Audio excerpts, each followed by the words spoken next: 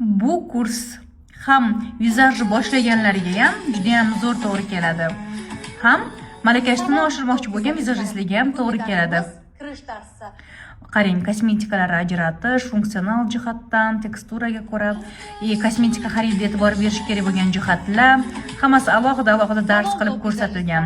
Bugun sizlar bilan birgalikda kosmetika tanlashda nimalarga ahamiyat berish kerak? Xullas, shunaqa qo'shimcha darslar bor, kechki teri parvarishi alohida berilgan, eski kurslardagi darslar berilmagan, yangi mahsulotlar bilan.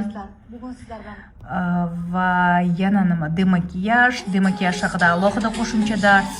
Qaysi demakiyaj salon top vizajistlar bugun va tavsifi, ularni ertalabki teri parvarishi alohida berilgan.